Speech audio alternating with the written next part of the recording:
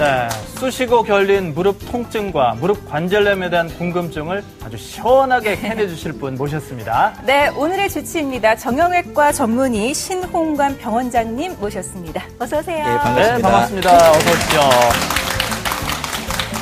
사실 이렇게 앉았다 일어날 때 아이고 무릎이야, 아이고 이렇게 효과음을 내는 거, 이게 이제 내가 나이가 들었구나 하는 그런 증거라고 할 수가 있을 것 같은데, 노년층에서 특히 이런 증상들을 호소하시는 분들이 많으신 것 같아요. 그렇죠. 근데 워낙 많이 계시다 보니까 조금 무릎이 아파도 네. 보통 그냥 붙이는 치료제 정도 붙이시고 대충 참으면서 생활하시는 분들이 그렇죠. 많은데 네. 이 병원장님, 이거를 그냥 이렇게 뒀을 때, 제대로 적극적인 치료를 하지 않았을 때 생기는 좀 문제점이라든가 염려될 만한 사항들 어떤 게 있을까요? 여러 가지 문제가 있을 수 있겠죠. 네. 우선 이 무릎에 통증이 있게 되면은 아무래도 이 통증을 제대로 진단하고 치료하지 않게 되면은 무릎 관절 통증뿐만이 아니고 네. 나중에 되면은 무릎 구부리고 피고 하는 관절 운동 장애도 발생할 수가 있고 또 심할 경우 다리가 이제 O자형으로 관절 변형이 올 수도 있습니다. 아, 그렇게 되면은 그럼요. 네. 모양도 보기 싫고 하기 때문에 예. 통증 때문에라도 밤에 밤잠 설치는 경우도 네. 많지만은 이제 무릎이 불편하고 모양도 이상하게 되니까 바깥에 나가기 싫습니다. 네. 그렇게 되면 이제 집에 있는 생활만 자꾸 오래되니까 그렇게 되면 아무래도 집에서 자꾸 우울증이 증가한다는 보고도 있습니다. 예. 역시 뭐 무릎이라는 게 밖으로 활발하게 돌아다니고 하는데 굉장한 지장을 주기 때문에 삶의 질과 바로 연관이 된 네. 그런 부분이 아닐까 싶습니다. 이제 평균 수명이 늘면서 인생의 2막, 3막이라고 하는 새롭게 노년기의 인생을 즐겨보려고 해도 이렇게 무릎이 따라주질 않는다면은 문 밖에 나가는 것조차 쉬운 일이 아닐 것 같은데요. 시청자 여러분, 무릎 건강에 대한 궁금증 알아보도록 하겠습니다.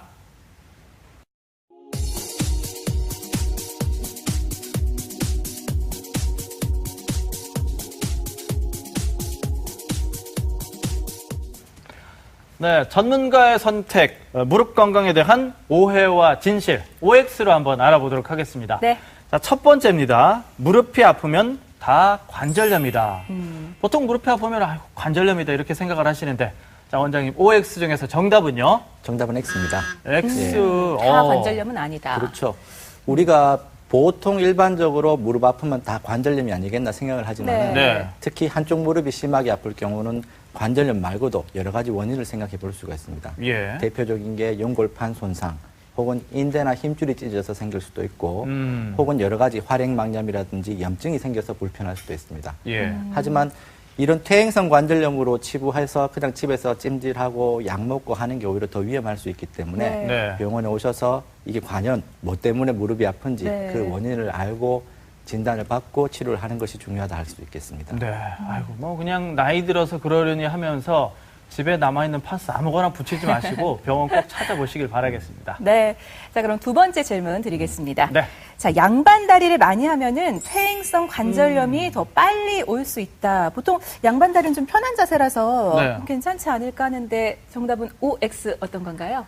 미리 말씀드리면 정답은 O입니다. 예. 빨리 올 수 있다. 예, 안 좋은 그래요? 자세네요. 네. 우리가 제일 이제 동양식 생활 습관이라 하면은 네. 이제 양반다리, 특히 우리나라나 일본, 터키, 몽고 이런 경우에는 아무래도 이제 쪼그려 앉고 무릎 꿇고 이런 양반다리 생활 습관이 많은데 네. 이런 과굴곡 자세, 무릎을 많이 구부리게 되면은 첫째는 무릎 관절 다리 변형이 좀 빨리 올 수도 있겠고 둘째로는 무릎 안에 있는 연골판이라는 구조물이 있습니다. 네. 예. 이런 구조물 내측 반월상 연골판 후각 부분이 잘 찢어지는 경우가 많게 돼요. 아. 그렇게 되면은 이 무릎 모형을 잠깐 보시게 되면은 네. 연골하고 연골 사이에 있는 이런 연골판 자체가 예. 자꾸 과도한 하중이 가해지기 때문에 그만큼 관절이 빨리 상해지게 되고 예. 그로 인해서 퇴행성 관절염이 자꾸 양반다리 잘못된 생활 습관으로 인한 퇴행성 관절염이 조금 더 빨리 올 수 있다 이렇게 생각하시면 되겠습니다. 네. 저는 보통 의자에 앉아서도 양반 다리 잘하고 있거든요. 근데 그러게요. 안 좋은 습관이었네요. 고쳐야 될 것 같습니다. 네.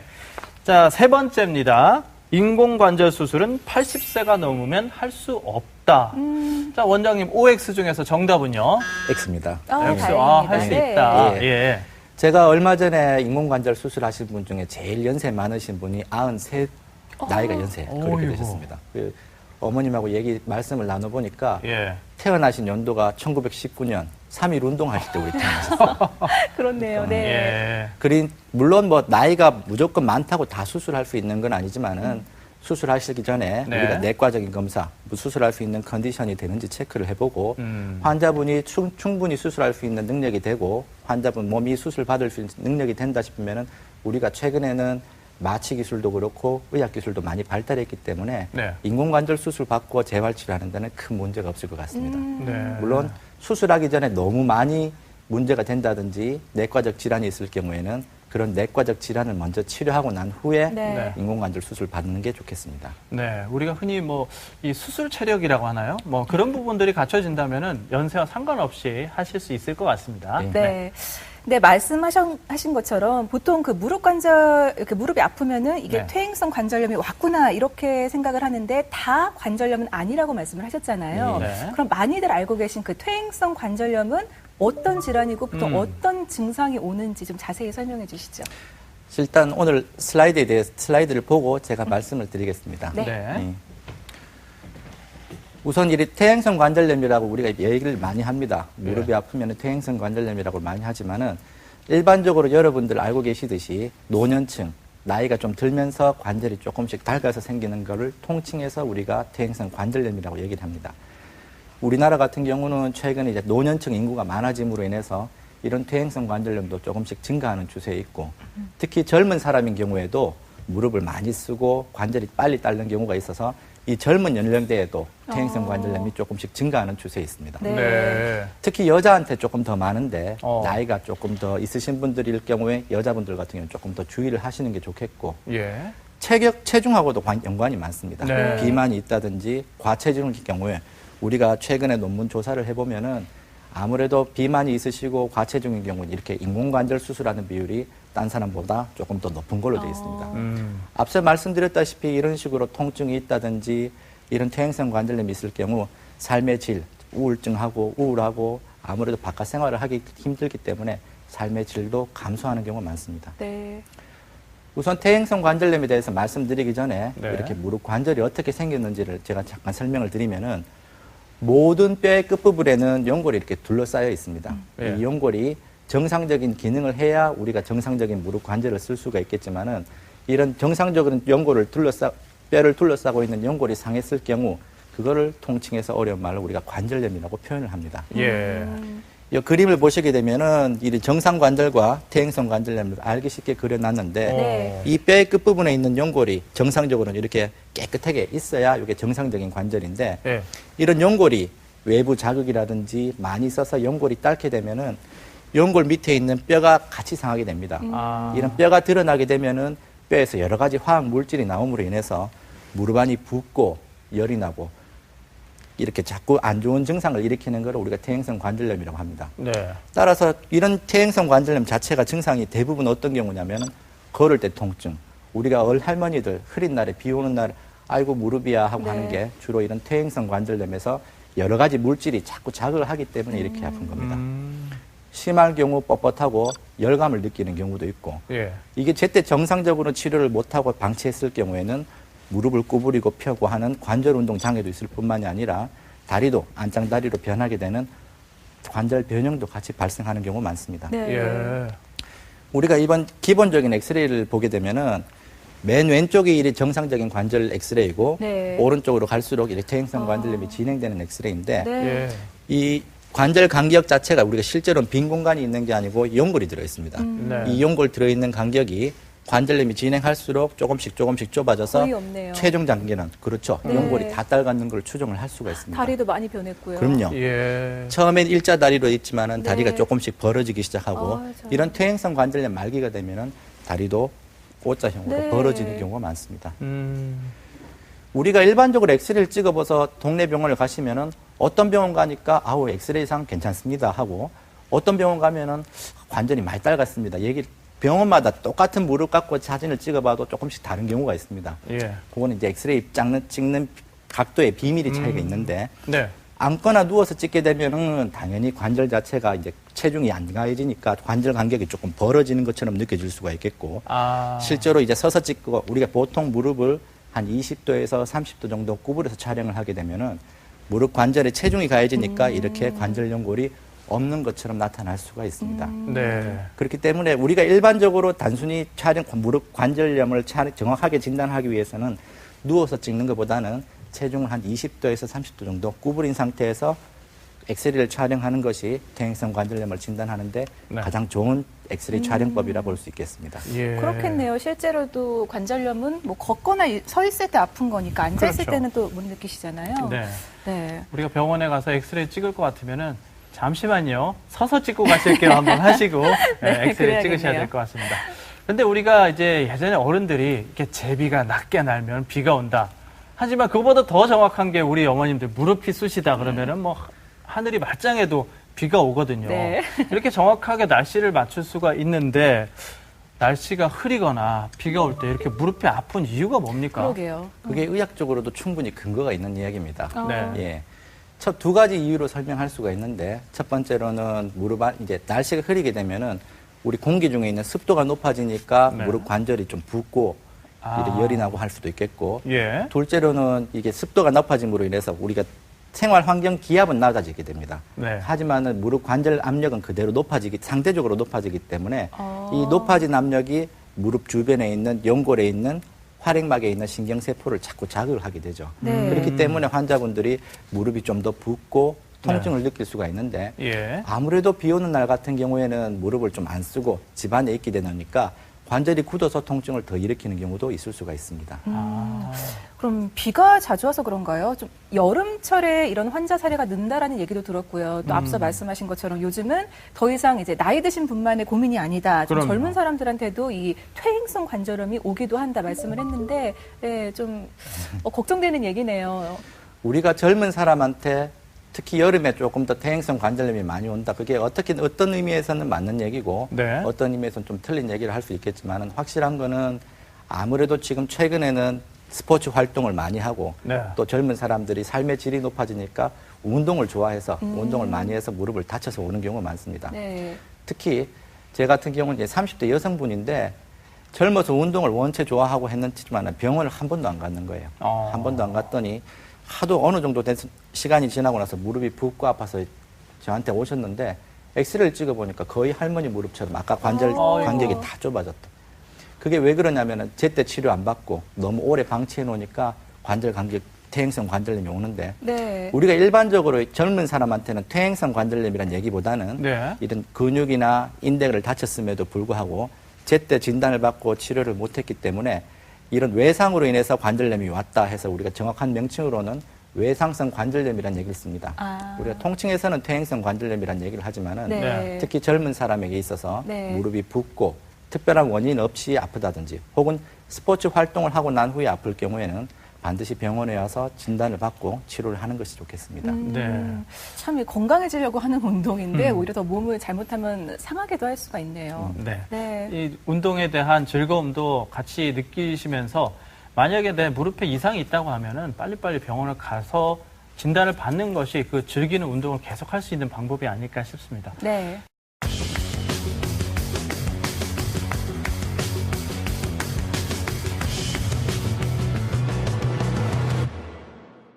자, 그리고 자가 면역 질환으로 병의 진행이 굉장히 빠른 질환이 있죠. 류마티스 관절염. 이 류마티스 관절염에 대한 관심이 높아지고 있는데 퇴행성 관절염하고 뭐 발병 시기라든지 아니면 증상이라든지 이런 것들이 거의 비슷하기 때문에 구분을 잘 못하는 경우가 있다고 들었습니다. 두 질환을 구분할 수 있는 방법하고 확진에 도움이 되는 진단법이 있다면 좀 알려주시죠. 솔직히 의사들 중에도 정확하게 퇴행성 관절염하고 류마티스 관절염 구분해서 진단해서 치료를 잘 하시는 분들이 그렇게 많지는 않습니다. 네. 제가 슬라이드를 잠깐 설명을 드릴게요. 예. 우리가 일반적으로 퇴행성 관절염과 류마티스 관절염은 두 그룹 다 중년 이후에 많이 발생합니다.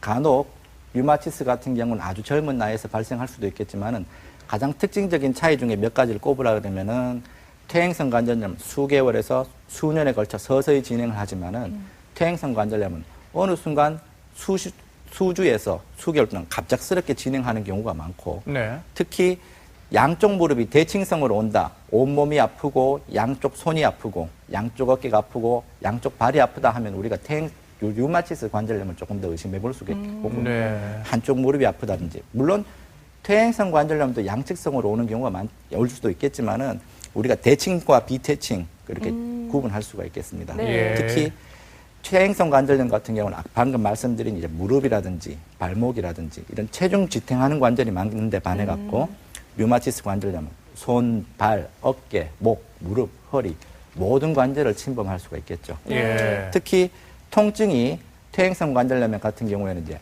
아침부터 일어나셔서 일 막 하시고 집에 돌아올 때쯤 되면 아이고 허리야, 아이고 무릎이야 할 때쯤 되면 이건 퇴행성 관절염으로 얘기를 하면 되겠고 예.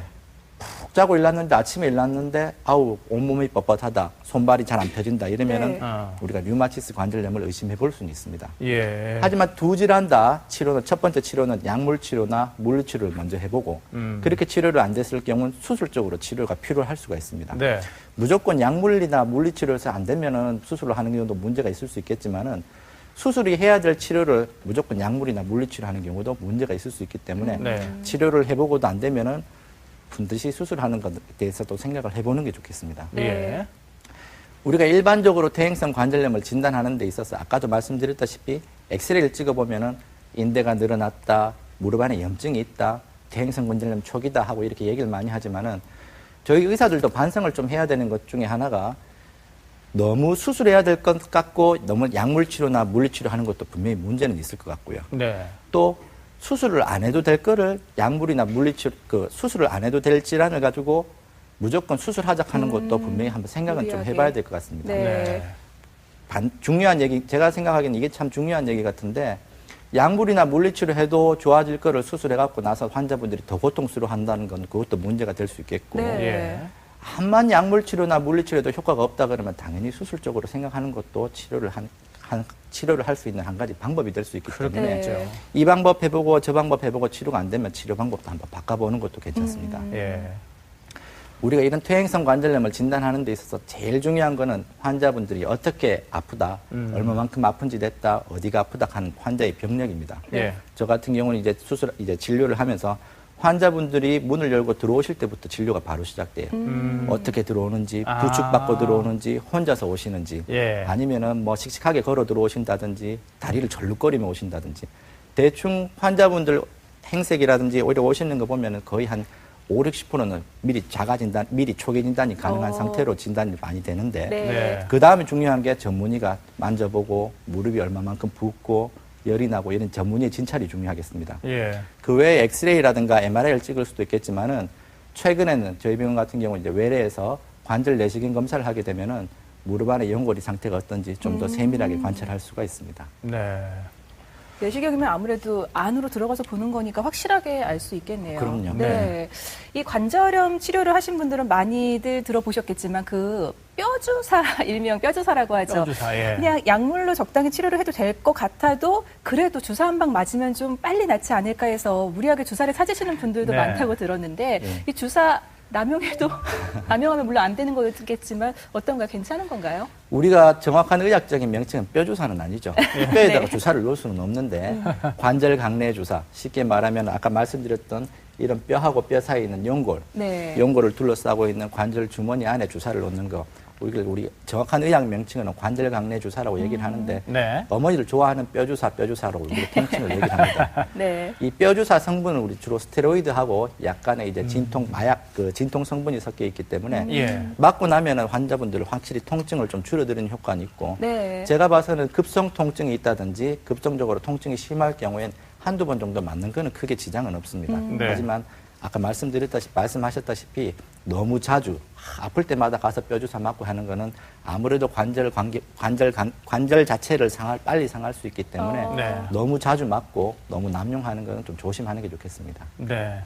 뭐 전문의와 충분히 상담을 하고 나에게 맞는 치료법을 선택하는 것이 아마 가장 중요한 방법이 아닐까 하는 생각을 해봅니다. 네. 근데 이제 그렇다면은 퇴행성 관절염을 이제 치료를 좀 해봐야 될 텐데 나중에 여러 가지 치료를 하다가 안 되면 수술을 하겠지만 수술 전에 할 수 있는 치료들이 있을 것 같거든요. 어떤 것들이 있는지 좀 알려주시죠. 예. 우리가 일반적으로 퇴행성 관절염에 있어서 치료하는 데는 어머니들 제일 좋아하시는 진통소염제.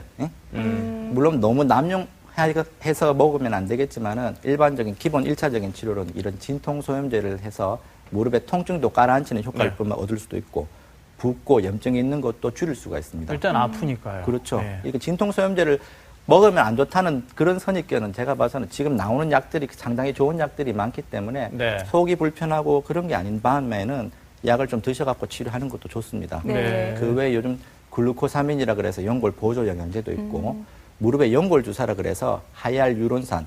하이알유론산이 이제 무릎 연골을 구성하는 성분을 추출해서 거기에 맞춰서 무릎의 연골을 보호해주는 역할을 했는데 그런 연골 주사 맞는 것도 무릎 건강에는 상당한 도움이 됩니다. 예.